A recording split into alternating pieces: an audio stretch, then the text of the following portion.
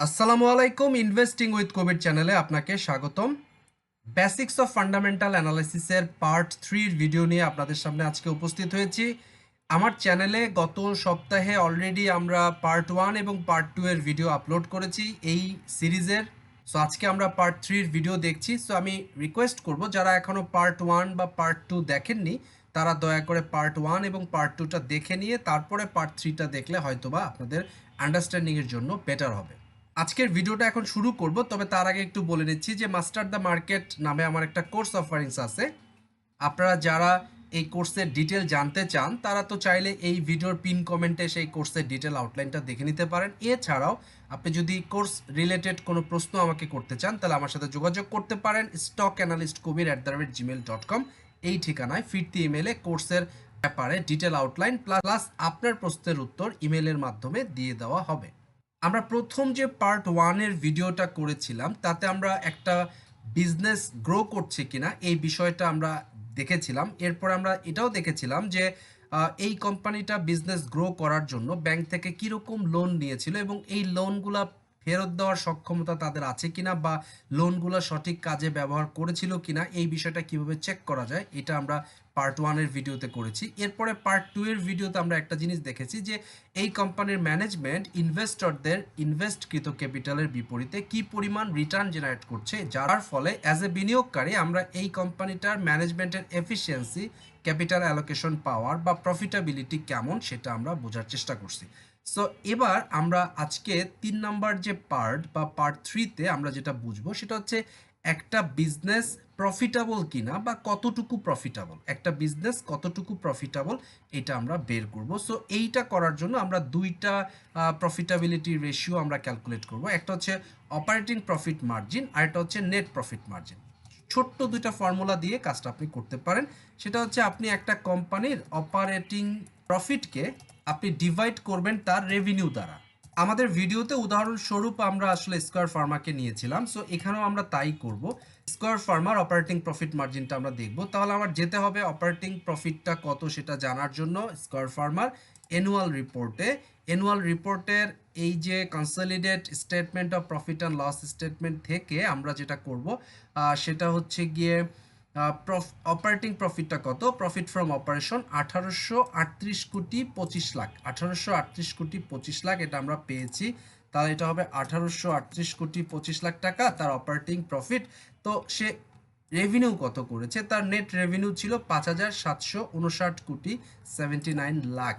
তাহলে 5,759.79 আরেকবার একটু চেক করে দেই, 79 এইটা ডিভাইড করলে আমরা মূলত স্কয়ার ফার্মা লিমিটেডের প্রফিটেবিলিটি কত সেটা আমরা পেয়ে যাব। পার্সেন্টেজ করতে পারলে পার্সেন্টেজ আকারেই পেয়ে যাব।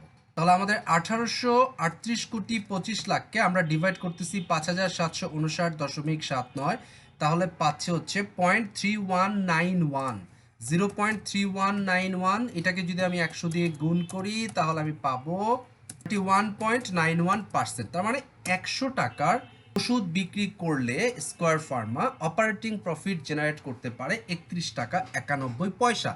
এটা কিন্তু কোয়াইট ইমপ্রেসিভ, এটা কিন্তু খুব ভালো বলে ধারণা করা যেতেই পারে। সো এখন বিষয়টা হচ্ছে যে শুধু স্কয়ার ফার্মার রেজাল্ট দেখে তো বোঝা যাবে না যে 31% ভালো কিনা। এমনও তো হতে পারে যে এই ইন্ডাস্ট্রিতে অন্যরা 35% 40% করে অপারেটিং প্রফিট জেনারেট করে।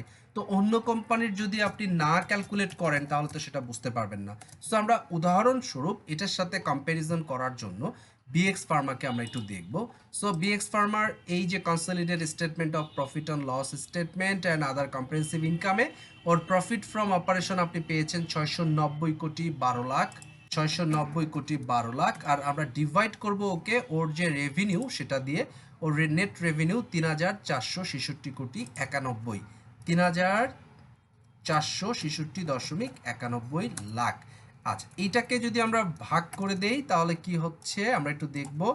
690.12 ডিভাইডেড বাই 3466.91, তাহলে 19.90। তার মানে 0.1990। এটাকে আপনি 100 দিয়ে গুণ করেন তাহলে আপনি পাবেন bx farmer operating profit margin হচ্ছে 19.90। আর স্কয়ার ফার্মার ছিল হলো 31.91।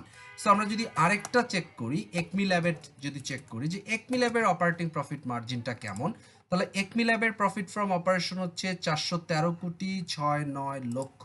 তাহলে 413 কোটি 69 লক্ষ ডিভাইডেড বাই ওর যে রেভিনিউ সেটা কত, 2385.84, 2385.84। তাহলে এইটার রেজাল্ট আমরা কত পাবো, এটার রেজাল্ট পাবো হচ্ছে 413.69 ডিভাইডেড বাই 2385.84, তাহলে 17.34ই ধরছি, 0.17.34। এইটাকে যদি আপনি 100 দিয়ে গুণ করেন তাহলে আপনি পাবেন 17.34%। তার মানে ক্লিয়ারলি আপনি বুঝতে পারছেন যে square farmer operating profit margin 31.91%। একই সেক্টরে ওষুধের ব্যবসা করে Beximco farmer operating profit margin হচ্ছে 19.90% এবং একই সেক্টরে ব্যবসা করে একমি ল্যাবের অপারেটিং প্রফিট মার্জিন 17.34%। সো এই তিনটার কম্প্যারিজন আপনি অলরেডি বুঝেই গেছেন যে কোন কোম্পানিটার profit margin, operating profit margin সবচাইতে বেশি। এবার আমরা যদি দেখি যে নেট প্রফিট মার্জিনটা একটু দেখি। নেট প্রফিট মার্জিন হচ্ছে যে সমস্ত প্রকার খরচ এবং ইনকাম ট্যাক্স বাদ দেওয়ার পরে একটা কোম্পানির কাছে আসলে কি পরিমাণ প্রফিট থেকে যায় মালিকের কাছে, ওইটা আমরা দেখব। তাহলে নেট প্রফিট মার্জিন বের করার জন্য আমার লাগবে হচ্ছে net profit after tax divided by total revenue. Same ওয়েতে রেভিনিউ তো আমাদের সেমই থাকবে। সো আমরা স্কয়ার ফার্মারটা আগে বের করব। স্কয়ার ফার্মার নেট প্রফিটটা পাবো এই জায়গায়, দেখেন নেট প্রফিট আফটার ট্যাক্স এটা কত, 1817.67, 1817.67 ডিভাইডেড বাই ওর এইটা হতেছে গিয়ে ওর রেভিনিউ। একবার যেহেতু বের করেছি আর রিপোর্টে যাচ্ছি না, এখানে সরাসরি বসিয়ে দিচ্ছি। এবার এটাকে যদি আপনি ক্যালকুলেট করেন তাহলে দেখা যাবে 1817.67 ডিভাইডেড বাই 5759.79, তাহলে 31.55%। তার মানে স্কয়ার ফার্মা যদি 100 টাকার ওষুধ বিক্রি করে মালিকের পকেটে সমস্ত খরচ ইনকাম ট্যাক্স সব কিছু বাদ দিয়ে মালিকের পকেটে থাকে হচ্ছে 31.55 টাকা। 100 টাকার ওষুধ সেল করতে পারলে স্কয়ার ফার্মার মালিক পক্ষ অথবা ইনভেস্টর আপনারা যারা সবাই মিলে স্কয়ার ফার্মার যে মালিক পক্ষ তারা 100 টাকার ওষুধের বিপরীতে 31 টাকা 55 পয়সা নেট প্রফিট পকেটে পড়তে পারে। সো এটা হচ্ছে এর নেট প্রফিট মার্জিন। এবার আমরা এর সাথে যদি বিএক্স ফার্মাটা একটু চেক করে দেখি তাহলে bx farmer net profit after tax কত ছিল, নেট প্রফিট আফটার ট্যাক্স ছিল 499.86, 499.86 ডিভাইডেড বাই ওর টোটাল রেভিনিউটা কত, এটা আমার লাগবে। ওর টোটাল রেভিনিউ কত, টোটাল রেভিনিউ 3466.91, 3466.91। তাহলে এটাকে যদি আপনি ডিভাইড করেন তাহলে আসবে 499.86 ডিভাইডেড বাই 3466.91, তাহলে 14.41%। তাহলে এই কম্প্যারিজনে বুঝতেই পারতেছেন যে বিএক্স ফার্মার সাথে স্কয়ার ফার্মার নেট প্রফিট মার্জিনেরও বড় সড়ো একটা পার্থক্য আছে। সো এবার আমরা একমি ল্যাবের প্রফিট দেখব। Net profit after tax 211.08, 211.08 divided করব হচ্ছে ওর টোটাল রেভিনিউকে। সো অলরেডি ওর রেভিনিউ আমরা জানি 2385.84, এটাকে কপি করে বসিয়ে দিই 2385.84। তাহলে এবার এটাকে ডিভাইড করলে যে রেজাল্ট আমরা পাবো 211.08 ডিভাইডেড বাই 2385.84, তার মানে 8.84%, 8.84%। সো দর্শক আমরা যদি এখন আপনাকে জিজ্ঞেস করি তাহলে প্রফিটেবিলিটির দিক থেকে কোন কোম্পানিটা বেস্ট পারফর্ম করলো, তাহলে আপনি বুঝতেই পারছেন যে 100 টাকার ওষুধ বিক্রি করে স্কয়ার ফার্মা তার পকেটে নিতে পারে হচ্ছে 31 টাকা 55 পয়সা, বিএক্স ফার্মা পারে 14 টাকা 41 পয়সা, একমি ল্যাব তার পকেটে নিতে পারে 8 টাকা 84 পয়সা। সো কোন ব্যবসাটা বেশি প্রফিটেবল এটা যদি আপনি দেখতে চান তাহলে আপনি বুঝতেই পারছেন যে among these three companies square Pharma is the best performer। So দর্শক আজকের ভিডিওতে আমরা এতটুকুই রাখছি। আমরা আজকে একটা জিনিস বোঝার চেষ্টা করলাম যে এই কোম্পানিটার বিজনেস বেশি প্রফিটেবল, এটা আমরা বের করলাম। সো এইটা আসলে একটা নির্দিষ্ট কোম্পানির জন্য করলে হবে না,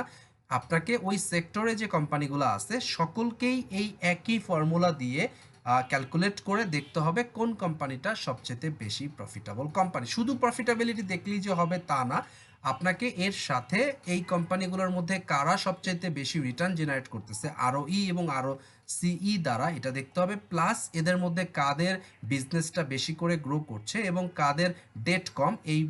এই যে বিষয়গুলো যদি আপনি চেক করে দেখেন তাহলে একটা সম্পূরক ধারণা পাবেন যে বেস্ট শেয়ার আসলে কোনটা বা বেস্ট কোম্পানি কোনটা, এটা আপনি নিজেই বুঝে যাবেন। আজকের থার্ড পার্টের ভিডিওতে আমরা এই প্রফিটেবিলিটির ব্যাপারটা বোঝানোর চেষ্টা করলাম।